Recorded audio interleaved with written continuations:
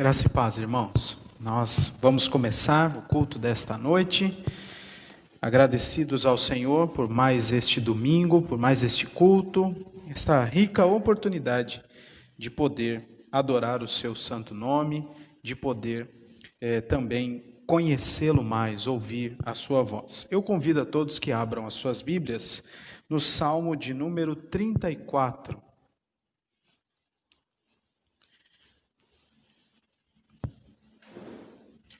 Salmo 34, antes de ler, eu quero dirigi-los nesta oração, pedindo ao Senhor que abençoe este nosso momento de culto. Vamos orar. Ó Senhor, nós somos muito gratos a Ti, por Tua bondade, por Teu cuidado sempre constante em nossa vida. Te agradecemos, Senhor, pela chuva que cai, depois de tantos dias. Sem ela, o Senhor nos mandou outra vez, e isso, Senhor, é fruto da Tua providência, do Teu cuidado para com esta criação, para com a Tua terra. E Te louvamos porque fazemos parte disso também. Obrigado a Deus porque o Senhor também nos dá provisões espirituais. E aqui estamos, Senhor, na Tua casa, diante da Tua palavra. Queremos, Senhor, ouvir a Tua voz, ser ensinados por Ti e também, ó Pai, por meio de Cristo e sabidos da nossa pequenez diante do Senhor, queremos louvar ao Senhor por meio das nossas orações, dos nossos cânticos, pedindo que o Senhor as receba e nos abençoe neste momento. Obrigado a Deus por mais esta oportunidade de culto. Nós Te louvamos e oramos agradecidos em nome de Jesus. Amém. Irmãos, vamos ler o Salmo de número 34. Salmo de número 34. E assim diz a palavra do nosso Deus. É um salmo de Davi. Bendirei o Senhor em todo o tempo. O seu louvor estará sempre nos meus lábios. Gloriar-se-á no Senhor a minha alma. Os humildes o ouvirão e se alegrarão. Engrandecei o Senhor comigo, e todos a uma lhe exaltemos o nome. Busquei o Senhor, e ele me acolheu. Livrou-me de todos os meus temores. Contemplai-o e sereis iluminados, e o vosso rosto jamais sofrerá vexame. Clamou este aflito, e o Senhor o ouviu e o livrou de todas as suas tribulações. O anjo do Senhor acampa-se ao redor do que o teme e o livra. Ó, provai e vede que o Senhor é bom. Bem-aventurado o homem que nele se refugia. Temei o Senhor, vós os seus santos, pois nada falta aos que o temem. Os leõezinhos sofrem necessidade e passam fome, porém aos que buscam o Senhor, bem nenhum lhes faltará. Vinde, filhos, e escutai, eu vos ensinarei o temor do Senhor. Quem é o homem que ama quem ama a vida e quer longevidade para ver o bem? Refreia a língua do mal e os lábios de falarem dolosamente. Aparta-te do mal e pratica o que é bom. Procura a paz e empenha-te por alcançá-la. Os olhos do Senhor repousam sobre os justos, e os seus ouvidos estão abertos ao seu clamor. O rosto do Senhor está contra os que praticam o mal, para lhes extirpar da terra a memória. Clamam os justos, e o Senhor os escuta, e os livra de todas as suas tribulações. Perto está o Senhor dos que têm o coração quebrantado, e salva os de espírito oprimido. Muitas são as aflições do justo, mas o Senhor de todas o livra. Preserva-lhe todos os ossos, nenhum deles sequer será quebrado. O infortúnio matará o ímpio, e e os que odeiam o justo serão condenados. O Senhor resgata a alma dos seus servos, e dos que nele confiam, nenhum será condenado. Que grande é esta promessa de cuidado do Senhor para com o seu povo de maneira constante, contínua. A despeito do mal que os ímpios podem fazer a nós, o Senhor está perto.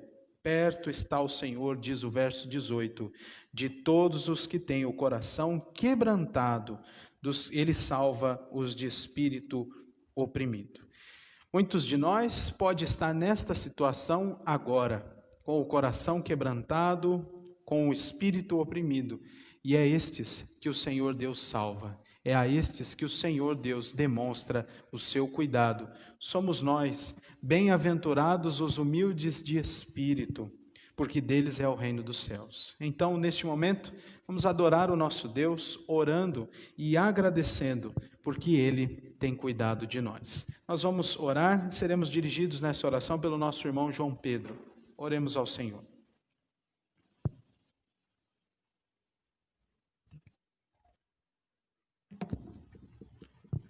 Querido Deus, eterno Pai, graças te damos, Senhor, por mais esse dia, pelas bênçãos, pelas grandes bênçãos que o Senhor tem feito em nossa vida, por tamanha misericórdia que o Senhor demonstra para conosco diariamente, Senhor.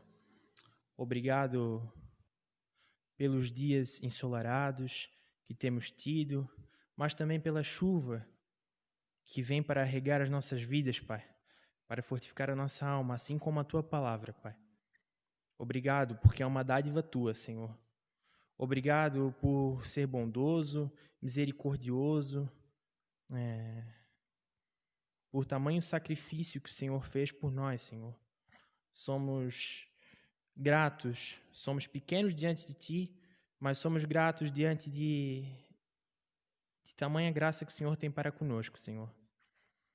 Pedimos para que o Senhor esteja conosco, que receba o nosso culto de adoração nessa noite, que nos guie, conduza as nossas vidas em mais uma semana que inicia, Senhor.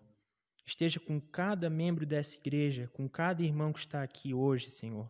Obrigado por ter nos trazido em segurança, Senhor. Obrigado por nos abençoar com a tecnologia que permite que os irmãos que estão em casa assistam a esse culto de adoração a Ti, Senhor. Pedimos, Senhor, assim como eu e a minha família, aqueles irmãos que estavam assistindo de forma virtual, mas que tenham condições físicas, Senhor, em meio ao momento que estamos vivendo, que venham à Tua casa, Senhor. É incomparável assistirmos um culto de forma virtual e estarmos aqui, Senhor. É muito bom, mais uma vez, estarmos na Tua casa, Senhor.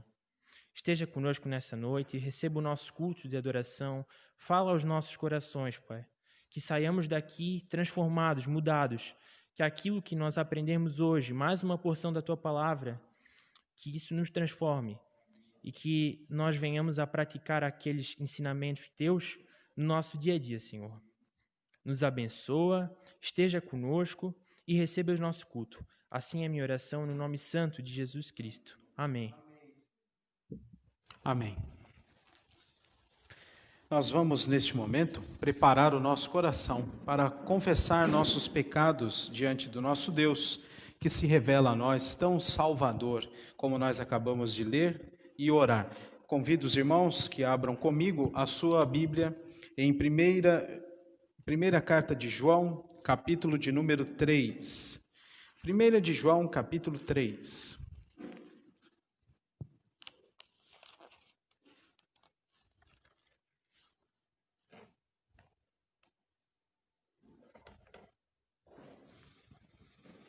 E nós vamos ler do verso 1 ao verso 10. 1 de João 3, do 1 ao 10. E assim nos diz a palavra do Senhor. Vede que grande amor nos tem concedido o Pai, ao ponto de sermos chamados filhos de Deus. E, de fato, somos filhos de Deus. Por essa razão, o mundo não nos conhece, porquanto não o conheceu a Ele mesmo. Amados, agora somos filhos de Deus, e ainda não se manifestou o que haveremos de ser. Sabemos que, quando Ele se manifestar, seremos semelhantes a Ele, porque haveremos de vê-lo como Ele é. E assim mesmo se purifica todo aquele que nele tem esta esperança, assim como Ele é puro.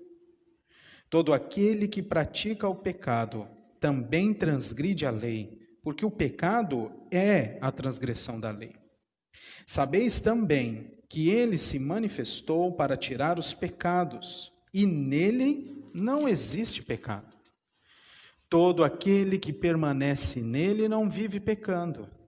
Todo aquele que vive pecando não o viu, nem o conheceu. Filhinhos, não vos deixeis enganar por ninguém. Aquele que pratica a justiça é justo, assim como ele é justo.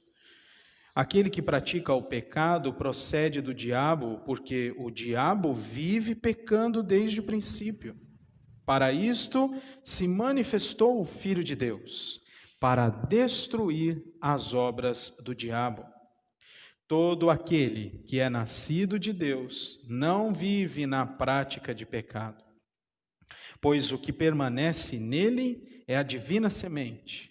Ora, esse não pode viver pecando, porque é nascido de Deus. Nisto são manifestos os filhos de Deus e os filhos do diabo. Todo aquele que não pratica a justiça não procede de Deus, nem aquele que não ama a seu irmão. Meus irmãos, vede quão grande amor foi derramado sobre nós, ao ponto não apenas de sermos perdoados, não apenas de ter nossa dívida paga na cruz, mas também ao ponto de sermos chamados filhos de Deus. Por isso, a grande ênfase do apóstolo João em dizer que este amor é grande, não foi apenas uma relação mecânica de Deus para conosco, mas envolveu o seu amor para conosco, em nos salvar. E quão grande é esse amor! No entanto, nós estamos, muitas vezes, sofrendo influência da nossa velha natureza, de nossos pecados, mas graças a Deus por Cristo Jesus, porque nele não podemos mais viver na prática de pecado. E é por causa de Cristo que nós recebemos este amor, amor constante, que agora pode ouvir o nosso clamor, a nossa confissão, e nos dá a certeza de que Ele nos ouvirá e nos perdoará. Vamos então buscar o Senhor neste momento, suplicando perdão por nossos pecados. Passe algum tempo em oração e, como de costume já em suas visitas aqui, eu gostaria de solicitar a nossa irmã Natami que nos dirija nesta oração de confissão de pecados. Vamos orar, irmãos.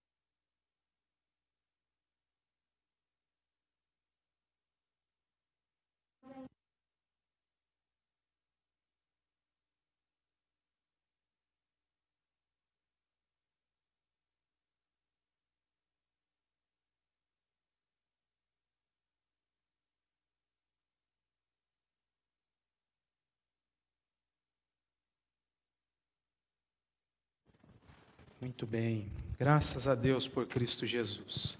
E Ele tem unido ao Pai muitos de seus filhos. E mais uma vez nós ficamos muito felizes por saber de pessoas que são alcançadas pelo Espírito Santo e também têm sua vida motivada a servir o Senhor de maneira mais firme e fiel diante do Senhor. Meus irmãos, agora nós passamos para um momento de muita alegria para nós, momento em que nós receberemos novos membros em nossa igreja.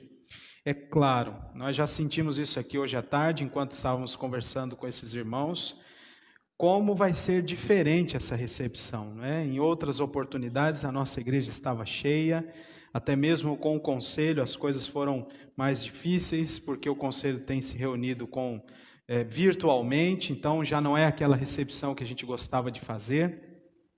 Mas ainda assim, mesmo em tanta confusão, o Senhor Deus continua a operar a sua obra na igreja, em especial na nossa igreja aqui de Balneário Camboriú.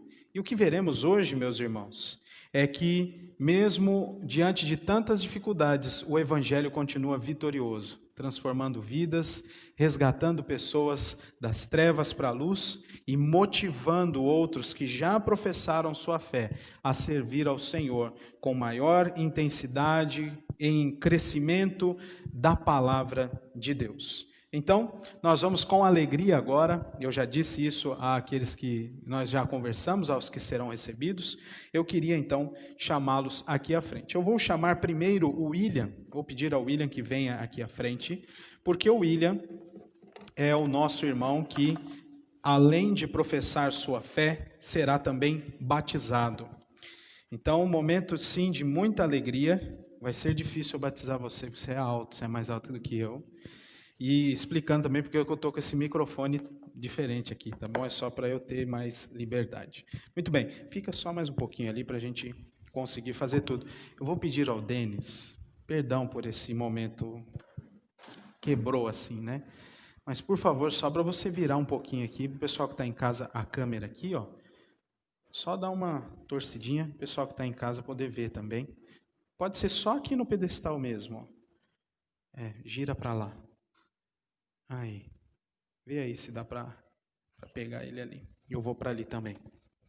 Muito bem, William, com muita alegria, viu? Este momento chegou, nós já temos conversado há muito tempo, o William se aproximou da nossa igreja já há bastante tempo e a nossa caminhada tem sido abençoadora, espero que para você também, e agora é a oportunidade de você poder abençoar também a nossa igreja com o seu serviço aqui. Mas muito bem, faz parte do protocolo nosso, todas as vezes que recebemos e batizamos alguém, fazer algumas perguntas. E eu gostaria, na testemunha dos irmãos que estão aqui e também daqueles que estão em casa, fazer algumas perguntas. E você pode responder mesmo que com máscara aí, e a gente segue, tá bom? O nosso Senhor Jesus Cristo nos ordena que os seus servos sejam um corpo só com Ele, e que a maneira externa e visível desta união seja o batismo. E, portanto, pela graça de Deus, você foi encontrado pelo Espírito Santo, transformado e trazido até aqui à nossa igreja, que será instrumento nas mãos de Deus para que você receba este sinal externo da graça que já foi administrada em seu coração. Então, eu te pergunto, você crê em um só Deus que subsiste em três pessoas, o Pai, Criador de todas as coisas visíveis e invisíveis, o Filho, que foi concebido por obra do Espírito Santo e nasceu da Virgem Maria, o qual morreu pelos nossos pecados e ressuscitou para a nossa justificação, e o Espírito Santo, santificador de nossa alma e doador da vida? Você confessa que as Escrituras Sagradas do Antigo e Novo Testamento são a palavra de Deus e a única regra de fé e prática por Ele, a sua igreja, e que são falsas a igreja, que são falsas e perigosas todas as doutrinas e cerimoniais contrárias a essa palavra e todos os usos e costumes acrescentados à simples lei do Evangelho de nosso Senhor Jesus Cristo?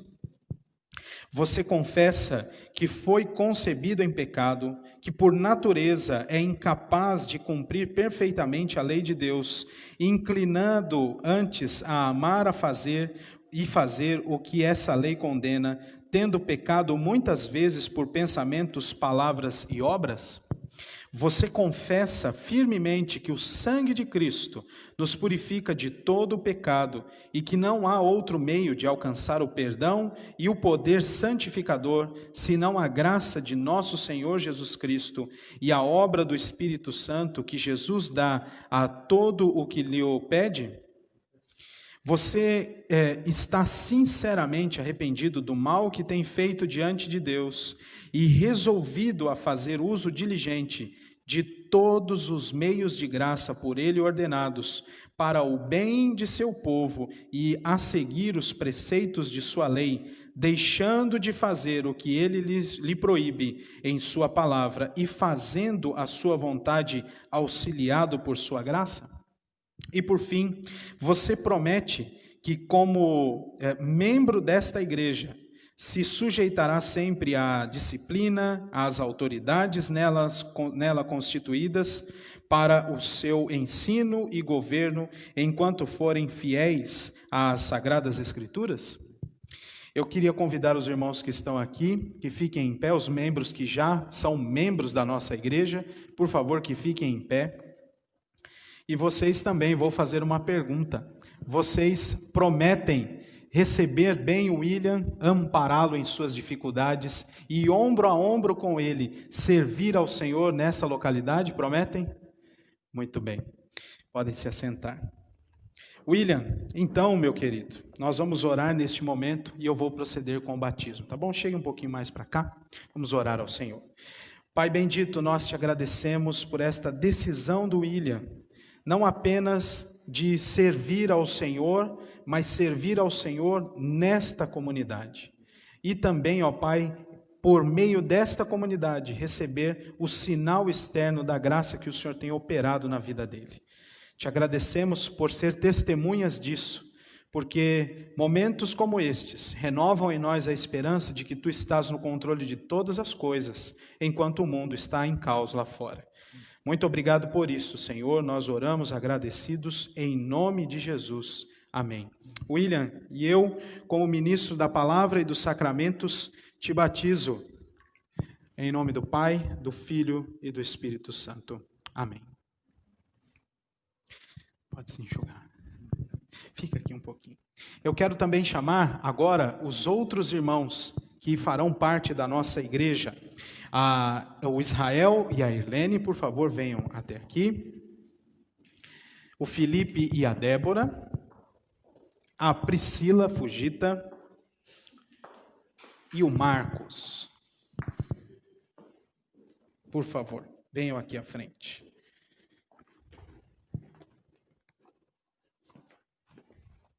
Vamos nos ajeitar aqui para que a câmera pegue também. Fique ali, por favor. Isso. Muito bem, Denis, você ajuda a gente aí. Muito bem, pode ficar aqui mais à frente. Eu vou ficar aqui, ó. Aí dá, né? Muito bem. Meus queridos, eu já disse isso à tarde, né? Hoje o William não veio porque já tinha passado pelo conselho, né? Mas a nossa alegria de poder ter vocês aqui conosco na nossa igreja. O Otávio será batizado posteriormente, né? Porque é preciso que a avó esteja aqui, né? Vamos fazer este mimo para a avó. E também o Nicolas, na semana que vem, filho do Marcos, será batizado. Então, mais um momento de alegria na semana que vem. Todos eles, e agora o William também, já são batizados, já professaram sua fé no Senhor Jesus Cristo e agora tomaram a decisão de fazer parte dessa igreja aqui. Então, eu pergunto a vocês, vocês aceitaram pessoalmente a Deus, o Pai, por seu Pai, a Deus o Filho por seu único Salvador, a Deus o Espírito Santo por seu santificador e consolador? Aceitaram? Vocês prometem continuar nessa fé e, com auxílio da graça divina, cumprir todos os deveres dela no uso diligente dos meios de graça, na sujeição às autoridades desta igreja, na paz e no amor dos irmãos? Vocês se submetem à doutrina, o governo, à disciplina e às escrituras, conforme a Igreja Presbiteriana do Brasil as conduz?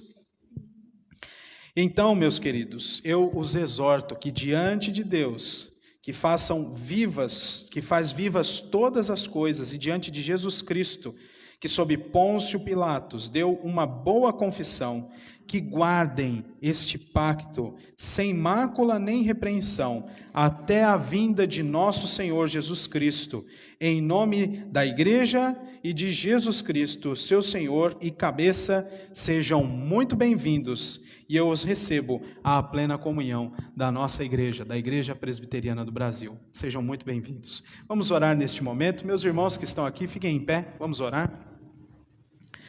Pai do céu, nós estamos muito felizes e muito agradecidos por saber, ó Deus, que o Senhor tem abençoado a nossa igreja aqui de Balneário. E agora recebemos estes irmãos todos, estas famílias, Senhor.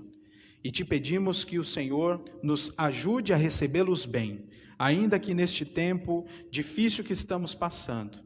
Que os nossos irmãos que não estão aqui, que estão em casa, possam também demonstrar o mesmo amor que sempre demonstram àqueles que se unem a nós. E que nós todos juntos, inclusive eles, possamos servir o teu reino nesta localidade. Usa-nos, Senhor, como instrumento nas tuas mãos, completando a tua obra que o Senhor começou em nosso coração. Em nome de Jesus, nós oramos agradecidos. Amém. Vou usar a frase da Leila. Sintam-se fortemente abraçados e muito bem-vindos. Deus abençoe. Podem se sentar.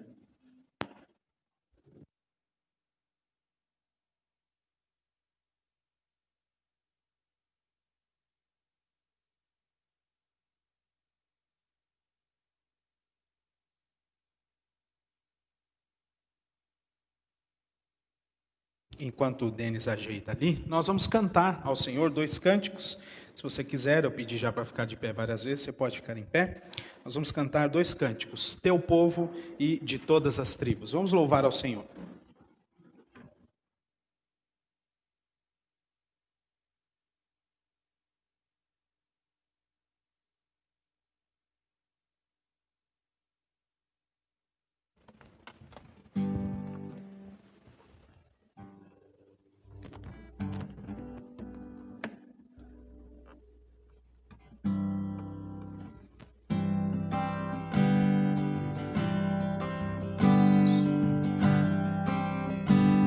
Vamos cantar. É o teu povo aqui presente, todos numa só voz declarando que só tu és grande. Exaltamos teu doce nome,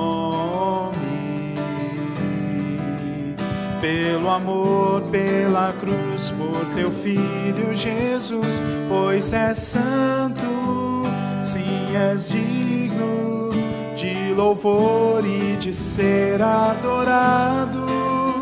És bondoso, Pai querido, dentre todas as coisas tu és verdadeiro Senhor.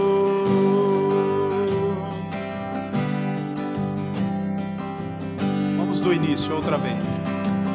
É o teu povo aqui presente, todos numa só voz declarando que só tu és grande. Exaltamos teu doce nome, pelo amor, pela cruz, por teu Filho Jesus, pois és santo, sim, és digno de louvor e de ser adorado. És bondoso, Pai querido, dentre todas as coisas tu és verdadeiro Senhor.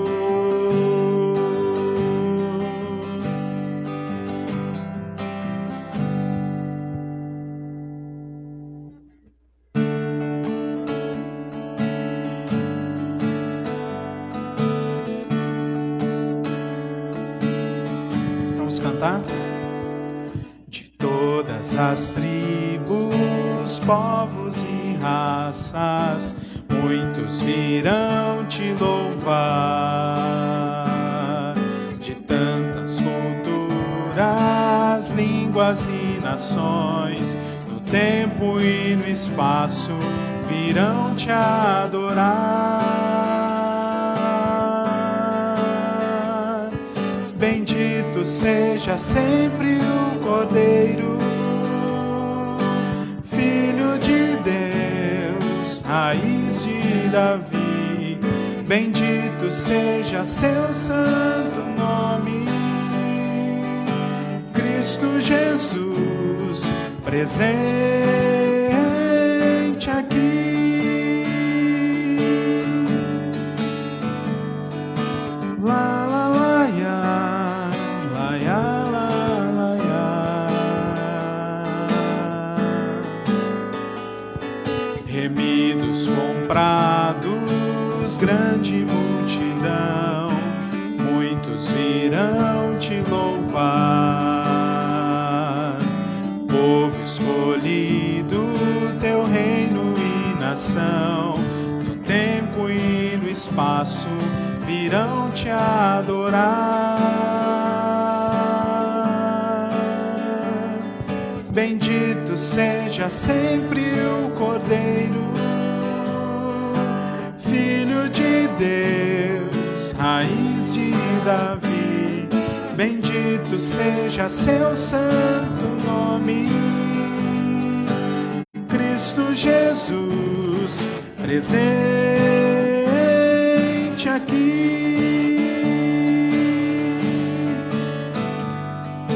Lá, lá, lá, ya, lá, ya, lá, lá, ya. E a nós só nos cabe tudo dedicar, oferta suave ao Senhor. Dons e talentos queremos consagrar, que a vida no teu altar, pra teu louvor. Bendito seja sempre o Cordeiro, Filho de Deus, raiz de Davi. Bendito seja seu santo nome, Cristo Jesus, presente aqui. Cristo Jesus, Cristo Jesus, presente aqui. Amém. Os irmãos podem se sentar.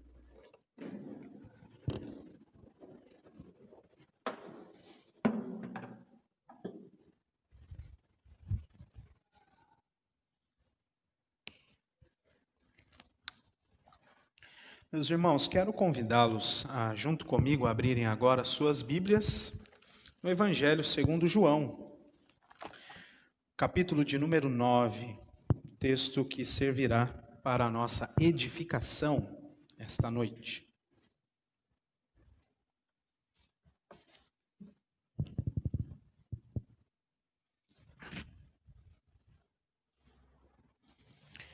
João, capítulo 9, nós vamos ler do verso 1 ao verso 12.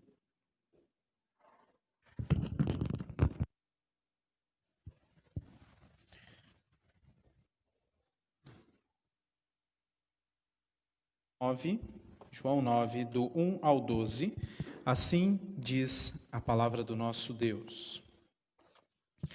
Caminhando Jesus, viu um homem cego de nascença, e os seus discípulos perguntaram: Mestre, quem pecou, este ou seus pais, para que nascesse cego? Respondeu Jesus: Nem ele pecou, nem seus pais, mas foi para que se manifestem nele as obras de Deus. É necessário que façamos as obras daquele que me enviou enquanto é dia. A noite vem, quando ninguém pode trabalhar. Enquanto estou no mundo, sou a luz do mundo. Dito isto, cuspiu na terra e, tendo feito lodo com a saliva, aplicou aos olhos do cego, dizendo-lhe: vai, lava-te no tanque de Siloé, que quer dizer enviado. Ele foi, lavou-se e voltou vendo. Então os vizinhos e os que dantes o conheciam de vista como mendigo perguntavam: não é este o que estava assentado pedindo esmolas? Uns diziam: é ele. Outros: não, mas se parece com ele. Ele mesmo, porém, dizia: sou eu. Perguntaram-lhe, pois: como te foram abertos os olhos? Respondeu ele: o homem chamado Jesus fez lodo, untou-me os olhos e disse-me: vai ao tanque de Siloé e lava-te. Então fui, lavei-me e estou vendo. Disseram-lhe, pois: onde está ele? Respondeu: não sei. Vamos orar? Pai Santo, nós estamos com o nosso coração repleto de alegria, Pai, por tudo aquilo que nós já presenciamos, experimentamos e lhe oferecemos neste culto. Te louvamos, ó Deus, por grande oportunidade de nos relacionar contigo nesta forma de culto. E te pedimos que o Senhor nos abençoe ao longo da nossa semana também. Agora, Senhor, nós estamos no momento mais especial para nós. O momento em que estamos diante da Tua Palavra. O Senhor nos falou agora que lemos, e o Senhor nos ensinará agora pela ação do Teu Santo Espírito. Então, ó Deus, ilumina o nosso entendimento, abra o nosso coração, para que, vendo, creiamos que Tu és o nosso Salvador. Em nome de Jesus nós oramos agradecidos. Amém. Meus irmãos, nós lemos do verso 1 ao verso 12. No entanto, todo o capítulo 9 será alvo da nossa mensagem de hoje. E eu fiz assim porcionado, porque ler 41 versículos de uma só vez é pesado para todos. Mas todo o capítulo 9 tem a ver com esta porção que a gente acabou de ler, que mostra para nós o milagre da providência divina. Essa é a ideia central de todo o capítulo. É de fato um milagre esta providência do Senhor Deus. Alguns de nós já ouviram a citação do desafio de Sherlock Holmes, que ele fez àquele seu companheiro em uma de suas incursões, o Dr. John Watson. E numa dessas incursões ele pergunta assim: Watson, você já viu os degraus da escada da sua casa? E o Watson responde para ele: sim, centenas de vezes. E aí o Sherlock pergunta para ele: quantos são os degraus? E aí o Watson: sei lá quantos são, não sei, não tenho ideia. E aí o Sherlock responde para ele e diz assim: essa é a diferença entre mim e você. Você não sabe porque você viu e não os observou. Aí está a minha vantagem. Eu vi e eu os observei. Eu sei contar. Eu ilustro com esta passagem destes livros, desta história, deste personagem, para dizer que, assim como Watson, muitos de nós, e em especial aqueles fariseus que nós vamos falar mais deles ao longo do capítulo 9, muitos deles se encontraram com as histórias acerca do Messias, ouviram, leram ao longo da sua vida as promessas acerca do envio do Messias, mas não observaram o real significado daquele Messias. E quando o Messias veio, eles não entenderam nada. E é isso que nós vamos ver a partir dos versos 13 em diante, que nós vamos ler aos poucos. Mas, em geral, o capítulo de número 9 nos ensina este milagre da providência de Deus. O sinal é este, você já sabe. Do que se trata o capítulo 9? Desta cura, deste sinal miraculoso que o Senhor Jesus realizou. Depois de passarmos pelo capítulo 7 e capítulo 8, onde não foi feito nenhum sinal de Jesus, pelo contrário, ele demonstrou ser o Messias, mas com a tarefa de ensino, a tarefa profética. Agora ele volta a fazer um sinal. E de novo, sem ser amplo. O ensino do Senhor Jesus era amplo, era público, mas os sinais eram diretos à pessoa necessitada, e a partir deste evento é que muitas outras coisas aconteciam em decorrência, e é o que nós vemos agora.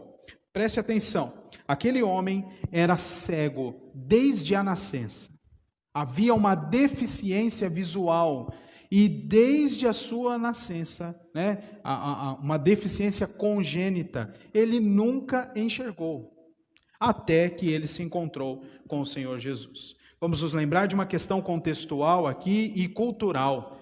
Alguém deficiente no meio do povo judeu era deixado de lado. Não era contado entre as pessoas que eram socialmente reconhecidas e aceitas. Não é à toa que quando os discípulos de Jesus veem aquele homem, no verso 2, eles perguntam, quem pecou para ele nascer assim? Só pode ser pecado. Foi ele ou foram seus pais? Ele não é normal. Sabe a ideia do ele não é normal? Se aplica aqui. E isso na cultura dos judeus era muito forte, pelo fato de que sim, se houvesse uma deficiência na mente deles, isso era ação do pecado, aquela pessoa estava impura, ela não poderia participar nem das cerimônias, quanto mais dos eventos sociais do povo. E é por isso também que aquele homem era um mendigo, e você leu isso comigo, porque os vizinhos dele ficaram assustados ao verem que ele enxergava. Veja o versículo de número 8, Então, os vizinhos e os que dantes o conheciam de vista como mendigo, perguntavam, não era esse que estava sentado pedindo esmolas? Tal era a dificuldade que este homem passava pelo fato de ser cego desde nascença. Era subvivência, Ele tentava de alguma maneira se manifestar. Se conduzir em sua vida. As doenças são mostra do pecado no mundo. E nós estamos vivendo num ambiente em que há uma doença que a gente não conhece direito ainda. Isso mostra os efeitos da queda, do pecado no mundo e da morte a que todos os homens e mulheres estão suscetíveis. É o nosso fim. Progressivamente nós estamos morrendo desde o nosso nascimento. Um pouco de nós morre a cada dia. O cabelo fica branco, e não fica branco à toa porque chegou uma idade. É porque ele já perdeu uma substância, então ele fica branco. O dente cai, o canal inflama. Senhor, eu sofro muito com canal, orem por mim, viu? Mas o canal do dente inflama. Isso é mostra de que o meu corpo vem se deteriorando ao longo do tempo. Por melhor que eu cuide, por melhor que eu me alimente. E isso nós precisamos fazer. Lembrem-se do mandamento, de não matar. Nós então precisamos preservar a nossa vida. Nós estudamos isso. Mas ainda assim, por melhor que sejamos nessa tarefa de preservação da nossa vida, nós conseguiremos reverter o destino de todos nós, que é essa morte progressiva. A doença daquele homem não era fruto do seu pecado, diz Jesus para os seus discípulos. Versículo de número 3. Nem ele pecou. E também não era fruto do pecado de seus pais, como muitos de nós ouviu na virada da década de 80 para 90, aquela doutrina, uma falsa doutrina de maldição hereditária. Muitos de nós ouviu sobre isso, e isso já estava na mente desses discípulos. Foi ele, foram seus pais, e o Senhor Jesus fala, não é isso. E ainda que eu e você fiquemos doentes, Isso não é diretamente, ou pode não ser diretamente fruto do nosso pecado, mas certamente é marca do pecado no mundo. Então, esta é a primeira questão que a gente precisa considerar. Aquele homem não nasceu cego como retribuição do seu pecado, mas sim por causa da realidade do pecado do mundo. Existem doenças por causa do pecado. Porque quando Deus criou todas as coisas, e você lê o verso 31 de Gênesis 1, o que é dito lá? Viu Deus que tudo quanto fizera era muito bom. Muito bom. A doença revela, então, a morte diante de nós, o pecado diante de nós, ainda que não seja fruto dos nossos pecados. E sim, nós sabemos que o Senhor Deus pode, como fez com personagens bíblicos, como fez com pessoas e faz ainda com pessoas, pode usar uma doença, ou como tribulação, ou como juízo. Nós também sabemos disso. Vou só limpando a área aqui para que fique mais claro e o mínimo de dúvidas fique. Mas preste atenção que há uma questão muito interessante que o Senhor Jesus revela aqui. Se não é culpa daquele homem, se não é culpa dos seus pais, de quem é a culpa? Por que aquele homem nasceu cego?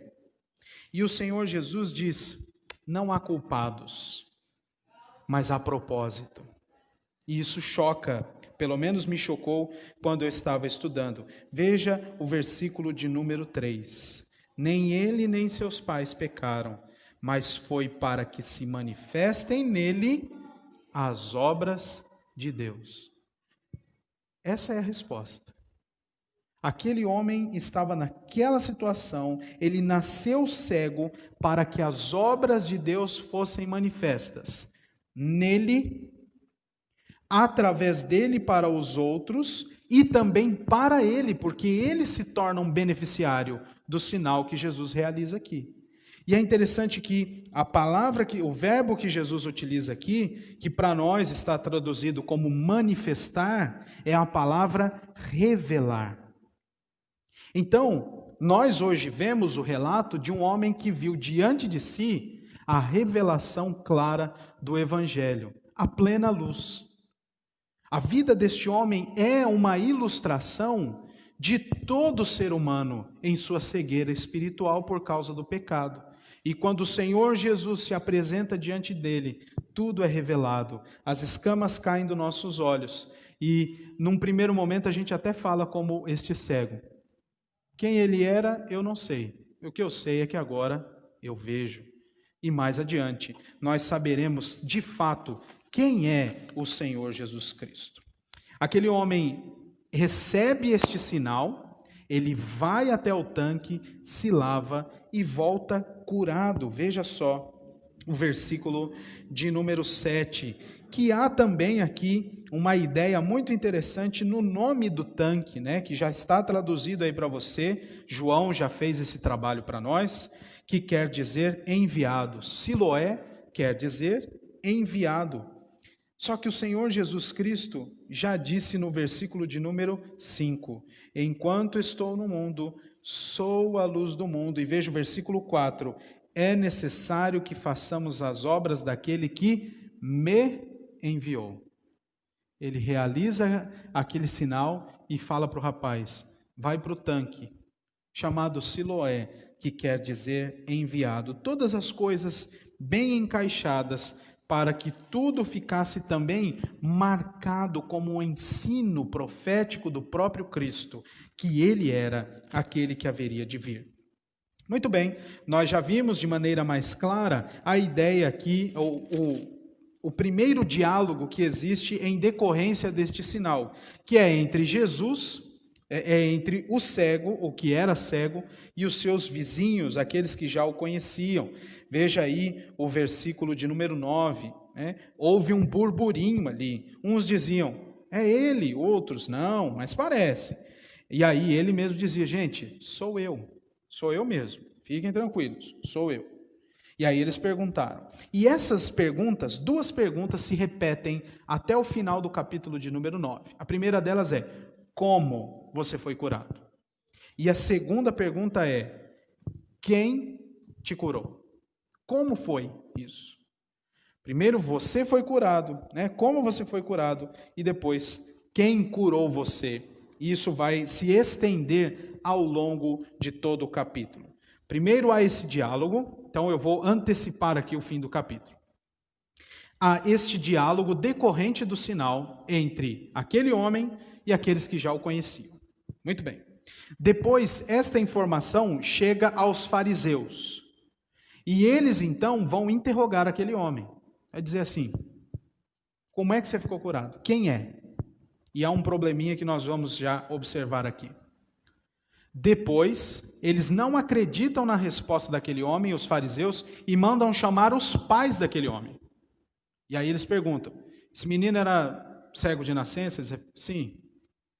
Como é que ele foi curado? Aí eles: a gente não sabe, mas ele está curado. Quem foi? Aí os pais recuam e dizem assim: ele já tem idade, pode perguntar para ele. E também há um motivo pelo qual eles responderam assim. E por fim, lá perto já do verso 35, estes fariseus estavam atrás de Jesus, lembram-se disso? Então eles mandam chamar de novo esse rapaz e perguntam o que aconteceu. E é glorioso o fim deste capítulo, é surpreendente.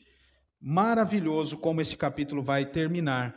Um homem que era totalmente cego de nascença, mendigo, agora, além de ver, ele crê em Jesus, e além de crer em Jesus, ele professa a sua fé em Jesus. Ele também é utilizado como ferramenta de confronto para os fariseus.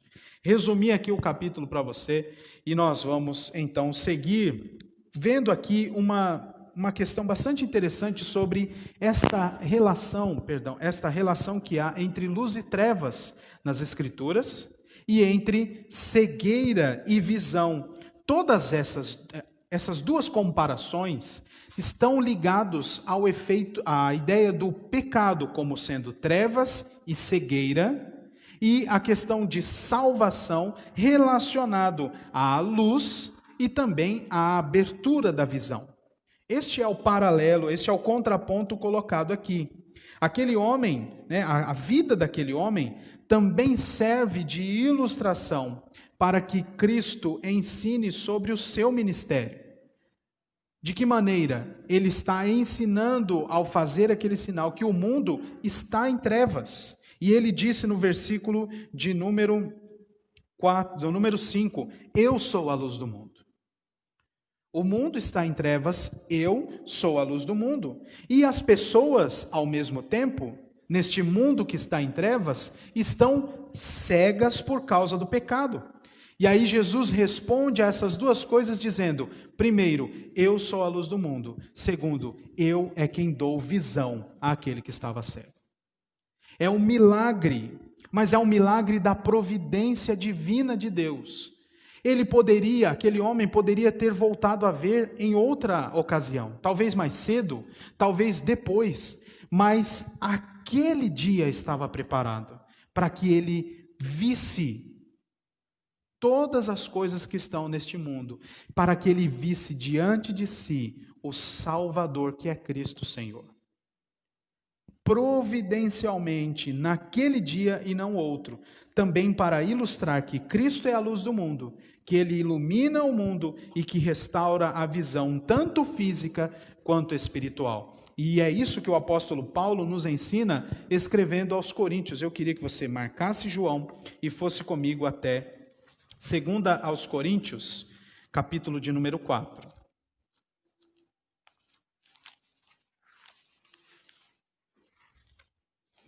2 aos Coríntios 4, nós vamos ler os 6 primeiros versos.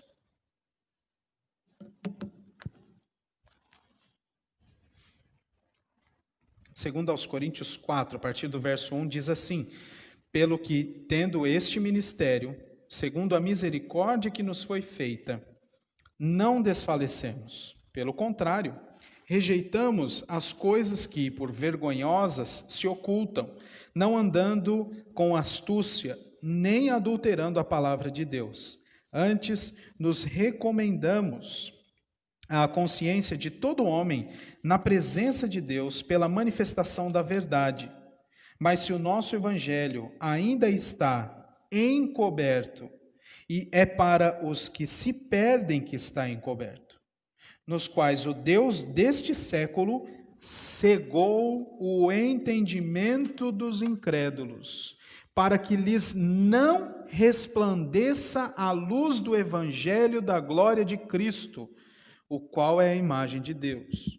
Porque não nos pregamos a nós mesmos, mas a Cristo Jesus como Senhor e a nós mesmos como vossos servos, por amor de Jesus.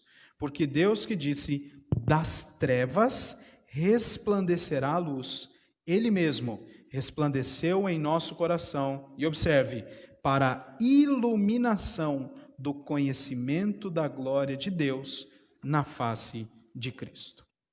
Aquele homem cego de nascença nasceu assim, por conta da providência divina,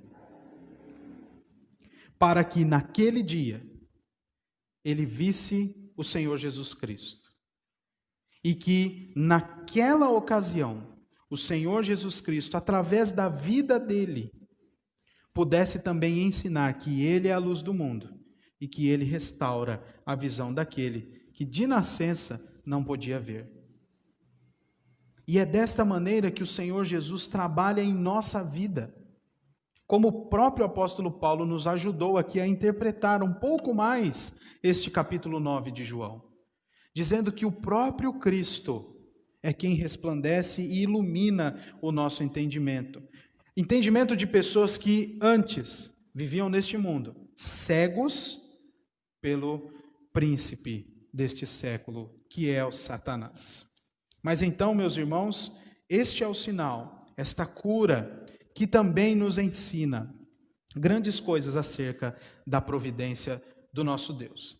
Deus realizou obras na vida de pessoas ao longo de toda a história e continua a fazer isso, para que através disso Ele ilustre e ensine todo o seu povo.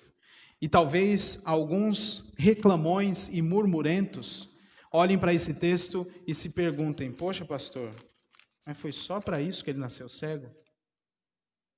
Só isso? Ele ficou todo esse tempo cego e ele podia enxergar? Foi só para isso? Foi só para isso. E é melhor que ele tenha visto do melhor jeito, vendo Jesus, pelas mãos de Cristo. Melhor do que se ele tivesse nascido vendo e não pudesse ver o Cristo, como há tantos cegos espiritualmente por aí. Deus administra a sua providência segundo a sua sabedoria, segundo o conselho da sua vontade, e assim acontece com a nossa vida também. Há reações a este milagre, e a primeira reação é daqueles que já o conheciam, a partir do verso 8, e vai na sua Bíblia aí até o versículo de número 13. Então, vai entrar em cena os fariseus, ou vão entrar em cena os fariseus. Sempre muito queridos, né, como vocês dizem aqui, sempre muito queridos com Jesus, né? Maravilha, eles gostam muito de Jesus, já têm demonstrado isso ao longo dos últimos 2 capítulos que a gente viu, né? Eles até mandaram guardas para prender Jesus, eles queriam matar, e no finzinho do capítulo 8 eles pegaram em pedras para matar Jesus. Agora eles vão entrar em cena de novo, verso de número 13. Levaram, pois, aos fariseus o que dantes fora cego. E aqui está o problema. Versículo de número 14. Era sábado, o dia em que Jesus fez o lodo e lhe abriu os olhos. Então os fariseus, por sua vez, lhe perguntaram como chegar a ver. Ao que lhes respondeu, aplicou lodo aos meus olhos, lavei-me e estou vendo. Por isso, alguns dos fariseus diziam, esse homem não é de Deus, porque não guarda o sábado. Diziam outros, como pode um homem pecador fazer tamanhos sinais? E houve dissensão entre eles. Esse finzinho do verso 16 é um comentário do apóstolo João, posterior, ali já no momento da escrita deste evangelho. As perguntas, ele foi curado, como foi curado, quem te curou, se repetem até o final do capítulo, como eu já disse. E num primeiro momento, tem aquelas testemunhas, agora os fariseus, E agora, neste ambiente aqui que nós acabamos de ler, a ideia aqui, o cenário já é um cenário de juízo. E quem é o réu? Jesus. Já não são apenas perguntas de curiosidade daqueles homens, mas eles já estão aqui numa atividade de juízo, de julgamento de Jesus. E por quê? Qual é a base legal para esse julgamento? Ele realizou essa obra no sábado. Ele quebrou a lei. Ele não poderia fazer isso. E então, é neste sentido que eles vão caminhar, como quem trabalha em toda a acusação para depois apresentar denúncia contra o Senhor Jesus. Então eles chamam um dos envolvidos. Chamam lá o cego, que fora cego anteriormente. Depois eles chamam testemunhas, os pais daquele menino. E depois tentam encerrar a questão ali com ele mesmo.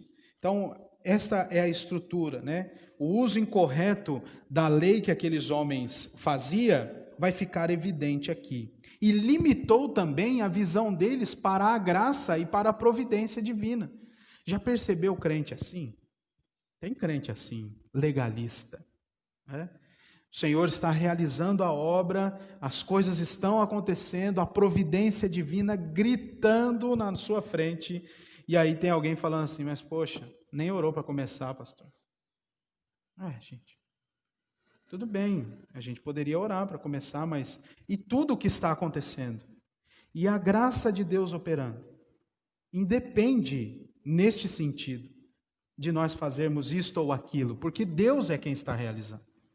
Este é apenas um exemplo, mas há outros tantos exemplos que nós poderíamos aplicar. É que falar de legalismo para um cristão parece muito distante, porque a gente nem é judeu, não somos também daquela outra igreja que enfatiza muito a utilização da guarda do sábado, então parece que é um pouco distante, mas nós somos legalistas.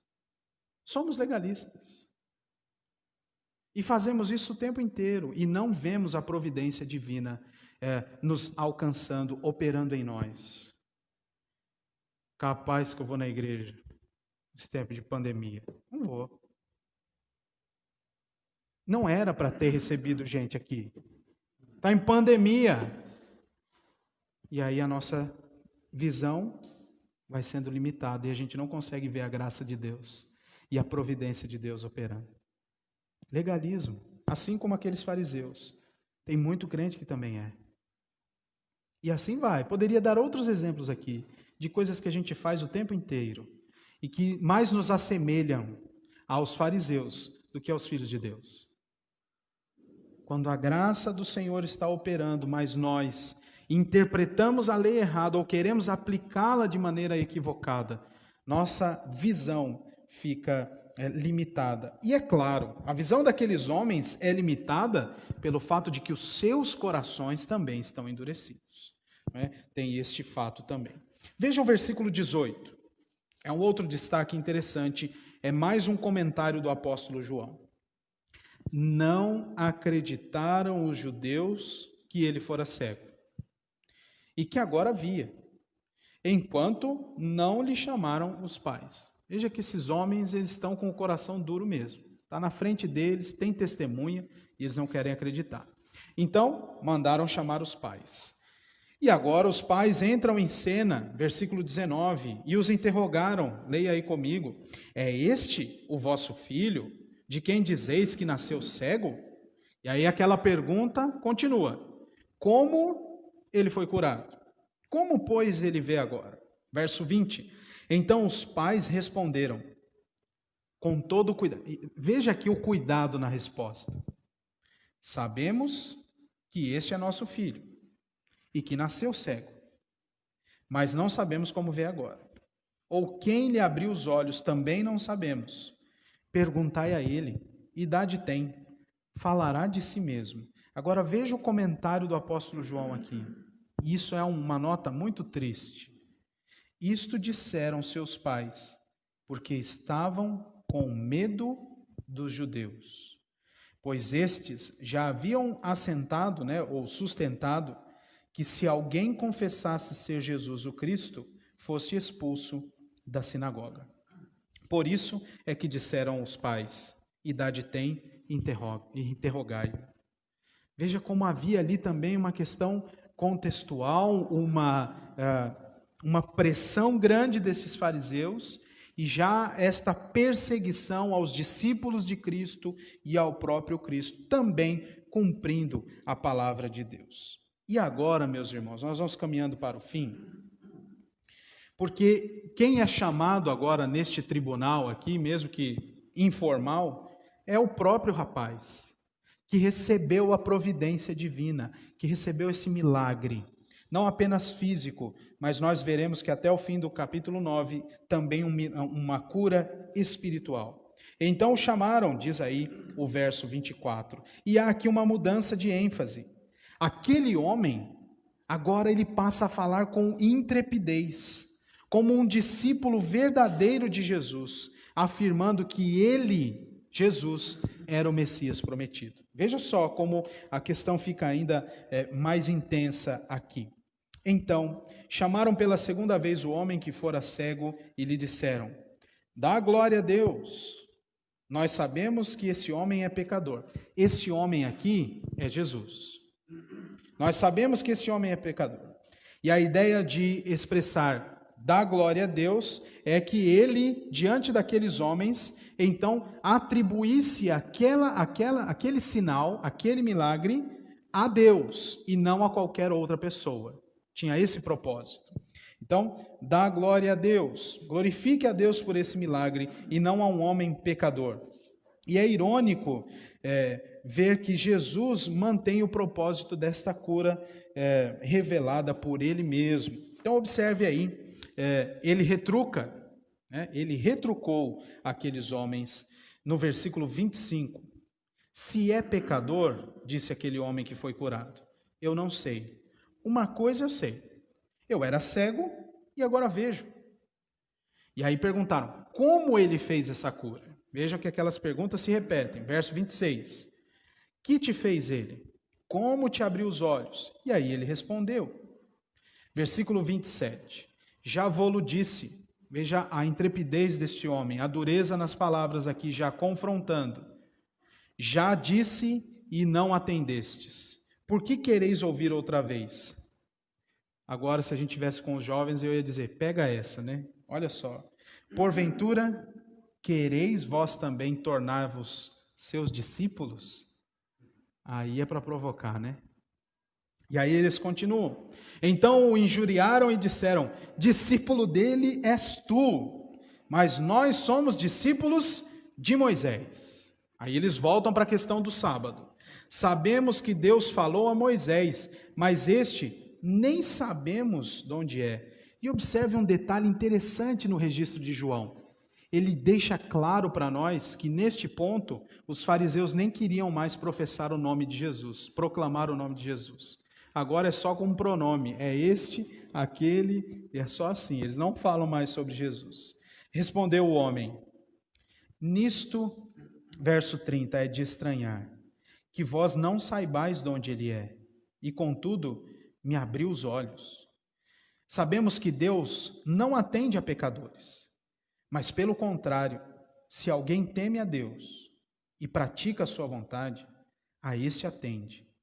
Desde que há mundo, jamais se ouviu que alguém tenha aberto os olhos a um cego de nascença. Se este homem não fosse Deus, nada poderia ter feito. E aí eles o expulsaram de lá. Porque esta é uma conclusão interessante. Não pode um pecador fazer o que Jesus fez. Não pode. E outra coisa, ninguém, desde o início do mundo, fez alguém cego de nascença ver. Ninguém. Só pode ser ele. Veja como Jesus e a providência divina sendo aqui conduzidas pelas mãos bondosas de Jesus, mostrando com cores mais intensas para todos os que estavam ali, não só para os fariseus. Lembrem-se, a palavra é proclamada e salva o povo de Deus e condena os ímpios. Mas veja como isso vai mostrando com cores magníficas diante daqueles homens que não têm para onde eles correrem. O Messias veio, o reino foi instaurado, foi inaugurado e o seu nome é Jesus. Não tem para onde eles correrem. Agora mais uma coisa, agora Jesus cura um cego de nascença, ninguém tinha feito isso. Anteriormente nós vimos, os guardas já ficaram meio assim, por isso que nem trouxeram Jesus. Lembra-se disso no capítulo 7? Eles respondem, os fariseus perguntam, o que vocês não trouxeram? Eles respondem, ninguém falou como ele. Até hoje ninguém falou. Já ficaram assim. Agora, Jesus cura um cego de nascença. Para mostrar as obras de Deus. Lembram-se do que Jesus disse no verso 3? Para que as obras de Deus fossem manifestas. E nós encerramos, meus irmãos, vendo este trecho que para mim foi talvez, ou é talvez, o mais impactante, o mais lindo deste capítulo 9. Versículo 35. Ouvindo Jesus que o tinham expulsado, encontrando-o, lhe perguntou: crês tu no Filho do Homem? E a resposta deste homem já mostra que ele crê. E ele está desejoso por saber quem é, por encontrar. Verso 16. Ele respondeu e disse: quem é, Senhor, para que eu nele creia? E Jesus lhe disse: já o tens visto? É o que fala contigo. Então afirmou ele: creio, Senhor. E se prostrou diante de Jesus e o adorou, como sendo não apenas mais aquele que tinha curado, mas como sendo o Filho de Deus. Prosseguiu Jesus: eu vim a este mundo para juízo, a fim de que os que não veem, vejam, e os que veem se tornem cegos. Alguns dentre os fariseus que estavam perto dele perguntaram-lhe: acaso também nós somos cegos? Respondeu-lhes Jesus: se fosseis cegos, não teríeis pecado algum. Mas porque agora dizeis: nós vemos, subsiste o vosso pecado. Providência divina. Todos os acontecimentos do capítulo 9 estão totalmente amarrados com um propósito único, o propósito do Evangelho: salvar o povo de Deus e condenar os ímpios. Claro diante deles, de todos. Por isso que as Escrituras nos mostram em vários lugares que todo olho verá, que toda língua confessará que Jesus é o Senhor para a glória de Deus Pai. Mas parte destes que verão Jesus, que confessarão, que dobrarão seus joelhos diante do Senhor, farão isso apenas como marca final do seu juízo, porque ao longo de toda a sua história tiveram diante de si a verdade que liberta sendo proclamada. E a dureza de seu coração fez então com que eles lançassem sobre si, vez após vez, juízo e ira para o dia da sua perdição no juízo final. A providência, o milagre da providência divina fez sim com que aquele homem passasse a ver. Fez mais do que isso. Fez com que aquele homem fosse salvo e tivesse de fato a verdade diante de si e pudesse fazer aquilo que muitos de nós gostaria: ver Jesus, ouvir a sua voz e adorá-lo diante dele. Já pensou? É para isso que nós estamos sendo preparados. Esse dia chegará para nós. E já começou, porque o Senhor Jesus já curou a nossa cegueira espiritual. É inevitável esta aplicação para todos nós. E é mais interessante ainda, Jesus como um profeta, cumprindo a profecia de Deus lá atrás, há muito tempo atrás, por meio do profeta Isaías, no capítulo 6. Quando Deus pergunta a ele, a quem eu enviarei? Isaías fala assim, eis-me aqui, envia-me a mim. O que eu faço? E aí Deus fala assim, pregue até que os olhos deles não vejam. Pregue para que o coração deles não creia e para que eles não sejam salvos. Agora vem o supremo profeta e está diante do povo, proclamando libertação ao cativo, sendo luz do mundo, mas também proclamando a verdade de Deus, que julga os povos com equidade, para endurecimento do coração daqueles que não fazem parte do povo de Deus. Ao término do texto, nós podemos compreender que aquele homem era cego para ser salvo, mas também que naquele dia exato, a dureza do coração daqueles judeus fosse revelada e condenada diante de todos. Eu quero aplicar aqui 3 coisas para nós. Tantas outras poderiam, né? Falava com o pastor Edmar hoje à tarde sobre outras coisas, inclusive sobre a nossa reunião aqui com as pessoas à tarde, né? Com aqueles que se tornariam membros. E ele disse, rapaz, você vai pegar o capítulo 9 inteiro. Eu falei, não tem como dividir, pastor. Senão a gente vai morar no capítulo 9. Tem que ser inteiro. Ele falou, eu sei que tem que ser, mas é um texto tão rico, né? Eu falei, exatamente, é um texto muito rico. Então, de tantas outras aplicações que nós poderíamos fazer, eu queria destacar 3 coisas. A primeira delas, eu já disse e vou ressaltar.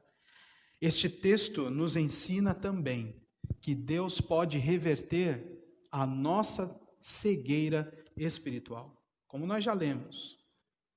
E ainda que nós não tenhamos sido cegos fisicamente de nascença, o fomos espiritualmente. E foi só por meio da ação da providência divina. Naquele dia que você sabe, ainda que não sabe qual é exato, mas quando você percebeu o seu coração em transformação, não era outro dia, era aquele que o Senhor Deus preparou na providência divina para fazer como fez com nossos irmãos do passado, com o apóstolo Paulo, fazer com que dos nossos olhos caíssem as escamas e nós víssemos diante de nós o sol da justiça brilhar. Este texto nos ensina também que nós precisamos nos lembrar da doutrina da providência divina. O Senhor dirige todos os nossos passos, meus irmãos, todos, sem exceção. Nós fomos criados para nos relacionar em submissão com o nosso Deus, em igualdade com o nosso próximo e com domínio sobre a sua criação. Portanto, nós devemos considerar que todos os momentos da nossa vida têm um propósito de render glórias ao nosso Deus. E pode ser que você não esteja passando por uma cegueira física e já tenha tido seus olhos espirituais abertos, mas ainda assim está passando por outras dificuldades, por outros desafios. Creia, observando a providência de Deus, agindo aqui neste lugar, que o Senhor Deus não nos deixa sós em nenhum momento. Por mais que fisicamente ou aos nossos olhos pareça que as coisas estão adversas, o nosso Deus prometeu e tem cumprido que estará sempre conosco, como um bom pastor que cuida das suas ovelhas. Cristo é Deus conosco. Cristo é o Deus conosco, o Consolador. E Deus Pai e Deus Filho enviaram o Espírito para que nós continuemos a desfrutar da presença de Deus conosco. Nós precisamos nos lembrar disto. A providência divina está em ação. Deus, as coisas que acontecem conosco neste mundo, tudo tem o propósito de render glórias a Deus, sem exceção. Servem ao mesmo tempo para ser canais de bênçãos para nós, ainda que nós passemos por situações adversas. Nada está fora do controle absoluto do nosso Deus. Nada. Você pode ter a certeza disso com o seu viver. E hoje nós tivemos a certeza disso na nossa igreja. Enquanto muitos lugares estão fechados, nós continuamos abertos. Enquanto algumas igrejas estão quase fechando, nós continuamos abertos. Não por nós, mas pela graça do Senhor. E mais pessoas têm se chegado à nossa igreja. Enquanto muitos têm envergonhado o nome do Evangelho, o Senhor Deus, ao longo desse tempo, tem nos feito humildes, ou pelo menos nos ressaltado a necessidade de nos humilhar perante a boa mão do nosso Deus e de nos aprofundar no conhecimento da sua palavra. Ao ver as coisas que acontecem, nós devemos nos alertar, ficar alertas, mas jamais esquecer que o Senhor Deus está no comando de todas as coisas. E por fim, mais uma vez, nós precisamos ficar cientes da oposição que se levanta contra Deus e contra o seu Filho Jesus Cristo.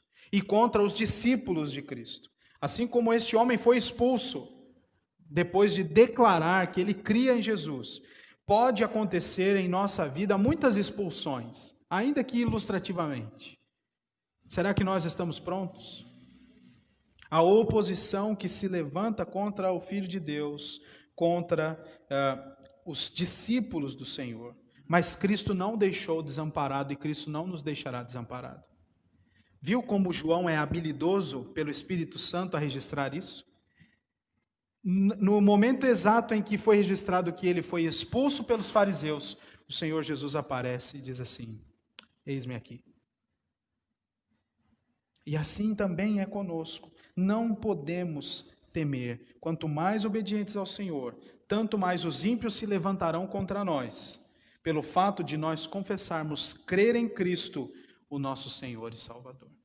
Cabe a nós humildade diante de Deus e intrepidez diante dos homens, certos de que, ainda que os homens nos façam mal, nós tememos aquele que já nos libertou do império das trevas para a sua maravilhosa luz. Quero encerrar lendo com os irmãos um texto que vocês já conhecem de cor, Romanos 8, a partir do verso 28 até o 30.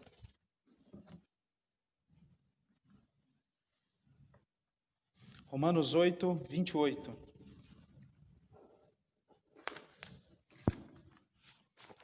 Que nos diz assim: sabemos que todas as coisas cooperam para o bem daqueles que amam a Deus, daqueles que são chamados segundo o seu propósito. Porquanto aos que de antemão conheceu, também os predestinou para serem conformes à imagem de seu Filho, a fim de que ele seja o primogênito entre muitos irmãos. E aos que predestinou, a esses também chamou. E aos que chamou, a esses também justificou. E aos que justificou, a esses também glorificou. E que o nosso Deus, de fato, seja digno de todo louvor, por meio do nosso testemunho, e que nós reconheçamos o seu agir constante, da sua providência em nosso viver. Vamos nos colocar em pé, orar, receber a bênção, encerrando o nosso culto desta noite.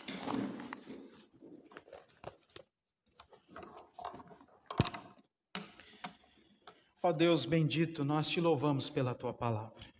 Tem misericórdia de nossas limitações, Senhor, mas confiamos no agir poderoso do teu Santo Espírito, que tornará e que tornou ao longo desta pregação esta verdade da tua palavra clara diante de nós. Te agradecemos pela tua providência. Por meio dela, o Senhor rege toda a tua criação. E nós estamos envolvidos nisso. E o Senhor também rege a nossa vida por meio da tua providência, sempre nos assistindo, Senhor. Sempre nos assistindo em nossas necessidades, e te louvamos por isso. Te agradecemos pela transformação que o Senhor causou em nós, dando-nos vida, fazendo-nos ver a glória de Cristo. Te pedimos que o Senhor continue a nos abençoar, a fortalecer a nossa fé e a nos fazer cada vez mais corajosos e verdadeiras testemunhas deste Evangelho que nos salvou. Te agradecemos por isso e te louvamos em nome de Jesus. Amém. E agora, irmãos, que a graça do nosso Senhor e Salvador Jesus Cristo, que o amor de Deus Pai e que o ensino, as consolações e a companhia constante do Espírito Santo estejam sobre todos nós até a volta daquele em quem cremos e a quem amamos, Jesus Cristo. Amém. Os irmãos podem se assentar.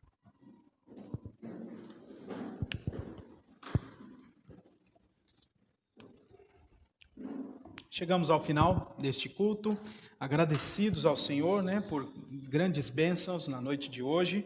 Mais uma vez cumprimentando os nossos irmãos, novos membros da nossa igreja, sejam muito bem-vindos outra vez. Agradecendo a presença dos nossos irmãos também que estão aqui, daqueles que nos assistem, daqueles que nos visitam também pela página do Facebook. Meus irmãos, apenas um pedido, como eu já tenho dito, nós estamos trabalhando aí com uma migração para o YouTube, então peço a vocês também que vão até lá o canal da nossa igreja, Igreja Presbiteriana de Balneário Camboriú, lá no YouTube, se inscreva, é isso que fala, né? Se inscreva, ativa o sininho, e fica tudo direitinho lá, porque nós vamos, a partir dessa semana, começar a fazer alguns testes para a gente migrar. O YouTube eu penso ser mais prático, para todos nós. Bota ali na TV, bota no celular e fica mais tranquilo, tá bom? Na quinta-feira voltamos com os nossos estudos bíblicos no Salmo 119 e as programações normais. Ore pela nossa igreja, interceda por você também e pelo nosso país. Que Deus nos abençoe e uma boa semana. Que Deus abençoe a todos nós.